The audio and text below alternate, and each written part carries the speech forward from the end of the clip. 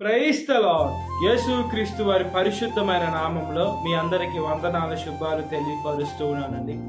సంఖ్యాకాండం 6వ అధ్యాయం 27వ వచనం, నా నామమును ఉచ్చరించటం వలన నేను వారిని ఆశీర్వదించెదను అని దేవుని వాక్యం సెలవిస్తుంది.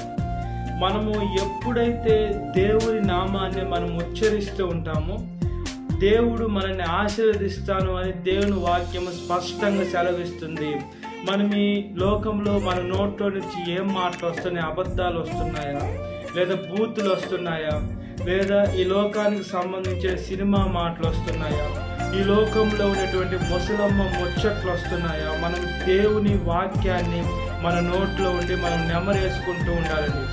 దేవుని వాక్యము జీవం కలిగిన వాక్యమై ఉంటుంది. అంటే దేవుడు వాక్యమైన దేవుడు ఆయన లేఖనాల ద్వారా మనతో మాట్లాడుతూ ఉన్నాడు. దేవుడు ఏ క్షణమైనా మనతో మాట్లాడడానికి అవకాశం ఉంటుంది. అయితే మనం జాగ్రత్తగా ఉండాలి. దేవుడు మన హృదయం దగ్గర, మన హృదయం మన తలుపు దగ్గర తలుపు తడుతూనే ఉన్నాడు. అది మనకి వినపడకుండా మనం ఈ లోకంలో ఉన్నటువంటి వాటి మీద ఆధారపడుతూ వాటి మీద దృష్టి పెట్టుకుంటున్నాం. మన దేవుడిని మనం పట్టించుకోవటం అంటే దేవుని వాక్యాన్ని మనము ఆలస్యం చేస్తున్నామండి. దేవుడు వాక్యాన్ని మనం కేరళ చేస్తున్నాం. మనం దేవుడు వాక్యానికి మనము మొట్టమొదటి స్థానం ఇచ్చేటువంటి పిల్లలుగా ఉండాలి. మనం ఎప్పుడైతే దేవుని వాక్యానికి మొట్టమొదటి స్థానం ఇస్తామో ఆయన మనల్ని ఆశీర్వదించాలి అని యేసుక్రీస్తు వారు సెలవిస్తున్నారు. యేసయ్య ఆశీర్వదిస్తే ఇలాగ ఆశీర్వదించడానికి గొప్పగా దీవిస్తాడండి. మనము ఈ లోకంలో ఆశీర్వాదాల కోసం మనం పరిగెత్తకూడదు, కానీ మనము పరలోకానికి వెళ్ళాలి. మనము మన తండ్రితో యుగయుగాలు గడపాలి. మనం ఈ లోకంలో ఇప్పటికిప్పుడు చనిపోయినా లేదా దేవుడు రాకడొచ్చినా మనం ఎత్తపడే సంఘంలో ఉండాలి. మనం మన పరలోకపు తండ్రితో మనము వెళ్ళాలి, ఆయన రాజ్యంలో ఉండాలి అని ఒక ఆశ కలిగి ఉండాలండి. దేవుడు మన ప్రాణాన్ని తృప్తిపరుస్తూ ఉండేటువంటి దేవుడు అయినాడు. అయితే మనము దేవుడు ఆశను తృప్తిపరుస్తూ ఉన్నామా? మనము దేవుని మాట వింటూ ఉన్నామా? దేవుడు అవునంటే అవును, కాదంటే కాదు అన్నట్లుగా ఉంటుందంటే దేవుడు ఇప్పుడు ఒక మాట మళ్ళీ ఒక మాట మారోడు. ఏమంటే ఆయన దేవుడు, మనిషి కాదు మార్చేదానికి. మనము నిజమైన దేవుని సేవిస్తున్నాం, మనం జీవం కలిగిన దేవుని సేవిస్తున్నాం. మనమేమి రాతిని సేవించడంలో లేదా చట్నీ ఈ లోకంలో మన కంటికి కనబడే వాటిని మనం సేవించడంలో మనము ఆత్మస్వరూపే దేవుని సేవిస్తున్నాం. అంటే మనం ఎంత జాగ్రత్తగా ఉండాలి. మనము మన దేవుడు మనల్ని ఆశీర్వదించాలని యేసయ్య ఆశపడుతుంటే ఆయన ఆశీర్వాదాలు పొందుకోవాలంటే ఏం చేయాలంటే మనం ఆయన నామాన్ని ఉచ్చరిస్తూ ఉండాలి. అంటే ప్రతి క్షణము దేవుని స్తుతిస్తూ ఉండాలి, దేవుని గణపరుస్తూ ఉండాలి. ఈ లోకంలో మనము మనుషుల్ని ఎక్కువ ఉచ్చరిస్తూ ఉంటారు. గొప్ప గొప్ప అధికారంలో ఉండేటువంటి వారిని వాళ్ళ పేరు కానీ లేదా వాళ్ళని గొప్పగా మాటలు మాట్లాడుతుంటే వాళ్ళని తల మీద కూర్చొని పెట్టుకొని మాట్లాడుతూ ఉంటారండి. ఆ పొగిడేటువంటి మాటలు ఎలా ఉంటాయంటే వాళ్ళు నేనేనంత గొప్పవాడినని వాళ్ళ మనసుల్లో వాళ్ళు అనుకొని వాళ్ళ గర్వం వస్తూ ఉంటుంది. మనం మనుషుల్ని పొగుడుతున్నాం, దేనికి పనికిరాని మనుషుల్ని పొగుడుతున్నాం. ఆ మనుషుడు మంచివాడు కాకుండా డబ్బులు ఇస్తే పొగిడేటువంటి మనుషులు ఉన్నారు. అయితే మనము పరిశుద్ధమైన దేవుడిని పొగడలేకపోతున్నాం. ఆయన మనకి ఎంత చేస్తున్నారండి? ఏమి చేయని మనుషుల్నే మనం పొగుడుతున్నాం. దేనికి వలిచ్చే డబ్బులకి.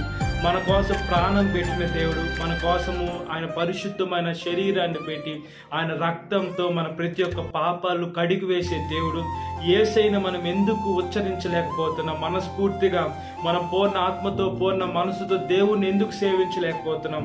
మనలో ఒక లోపం ఉంది. మనం దేవుణ్ణి సేవించాలి. ఈ లోకంలో ఉన్నటువంటి యుగ సంబంధమైన దేవత అనబడే సాతాను ఏం చేస్తుందంటే ప్రతి ఒక్క మానవాళికి గుడ్డితనం కలుగ చేస్తుంది. అది చూపించేదే నమ్మేటట్లు చేస్తుంది.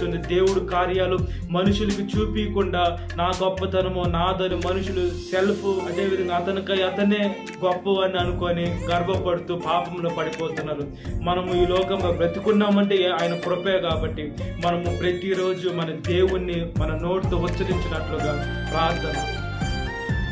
మహాపరిశుద్ధాత్మదేవ, మా ప్రియ పరలోకపు తండ్రి, ఒకసారి జ్ఞాపకం చేసుకోమని అడుగుచున్నానయ్యా.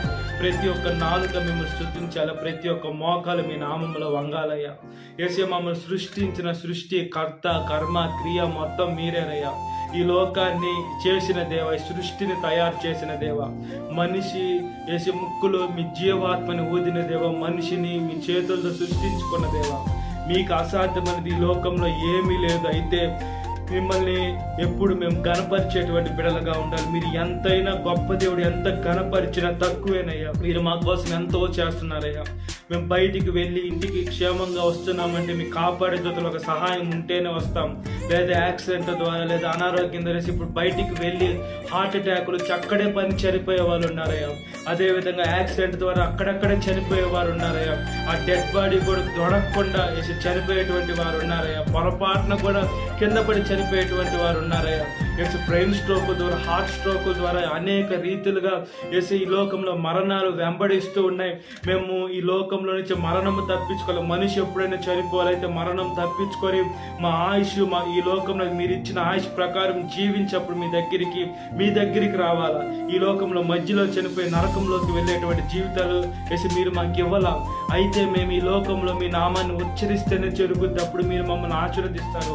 తల్లి తండ్రిని సన్మానించండి, మీరు దీర్ఘాయుష్మంతులు అవుతారని కూడా వాక్యం సెలవిస్తుంది. మేము మా తల్లిని మా తండ్రిని కూడా సన్మానించే మంచి మనసును దయచేయండి. ప్రతి ఒక్క బిడ్డ వాళ్ళ తల్లిదండ్రుల్ని హత్తుకునే మంచి జీవితాన్ని దయచేయండి. మీరు పెట్టారే మీ వాక్యం మా పాదముకు దీపం, మా త్రోవకు వెలుగై ఉంటుంది. మీ వాక్యానుసారంగా నడిచే మంచి మనసును దయచేయమని సాతాను శోధనలో ప్రతి ఒక్క బిడ్డని విడుదల దయచేయండి. ఈ వాక్యం వింటున్న ప్రతి ఒక్క బిడ్డని పేరు పేరున జ్ఞాపకం చేసుకోండి. ఈ దినకాలపు జీవితం నింపమని నజరేయుడైన యేసుక్రీస్తు వారి పరిశుద్ధమైన నామములో మిక్కిలి వినయం తరిచిన నా పల్లపు తండ్రి. Amen. Praise the lord. God bless you. Have a great day.